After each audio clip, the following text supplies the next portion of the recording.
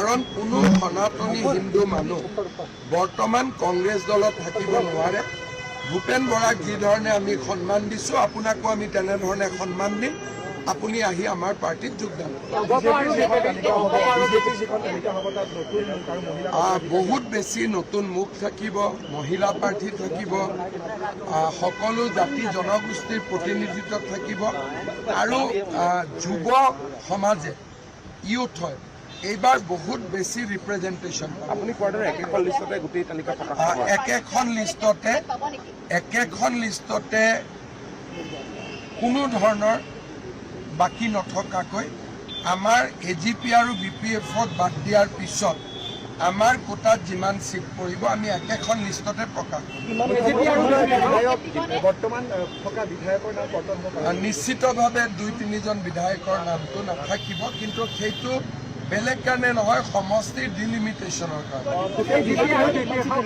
প্ৰদ্যুৎ বৰদলৈ যদি বিজেপিত আহে, নিশ্চিতভাৱে তেওঁ বিধানসভা নিৰ্বাচনত যাতে প্ৰতিদ্বন্দ্বিতা কৰিব পাৰে, এখন ডেফিনেটলি আমি ক'ৰবাত স্পেয়াৰ কৰিব পাৰিম যদি তেওঁ আহে। AGP দলে 26খন আসনত প্ৰতিদ্বন্দ্বিতা কৰিব, BPF-এ 11খন, AGP 26, BPF 11, বাকী বিজেপি। কাৰণ কোনো সনাতনী হিন্দু মানুহ বৰ্তমান কংগ্ৰেছ দলত থাকিব নোৱাৰে। ভূপেন বৰাক যি ধৰণে আমি সন্মান দিছোঁ, আপোনাকো আমি তেনেধৰণে সন্মান দিম। আপুনি আহি আমাৰ পাৰ্টিত যোগদান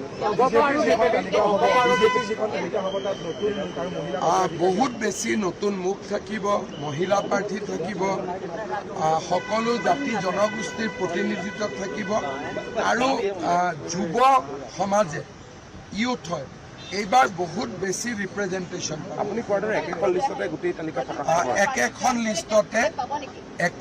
লিষ্টতে কোনো ধৰণৰ বাকী নথকাকৈ আমাৰ AGP আৰু BPF-ক বাদ দিয়াৰ পিছত আমাৰ কোটাত যিমান চিট পৰিব আমি একেখন লিষ্টতে প্ৰকাশ কৰিম। নিশ্চিতভাৱে 2-3জন বিধায়কৰ নামটো নাথাকিব, কিন্তু সেইটো বেলেগ কাৰণে নহয়, সমষ্টিৰ ডিলিমিটেশ্যনৰ কাৰণে। প্ৰদ্যুৎ বৰদলৈ যদি বিজেপিত আহে, নিশ্চিতভাৱে তেওঁ বিধানসভা নিৰ্বাচনত যাতে প্ৰতিদ্বন্দ্বিতা কৰিব পাৰে, এখন ডেফিনেটলি আমি ক'ৰবাত স্পেয়াৰ কৰিব পাৰিম যদি তেওঁ আহে।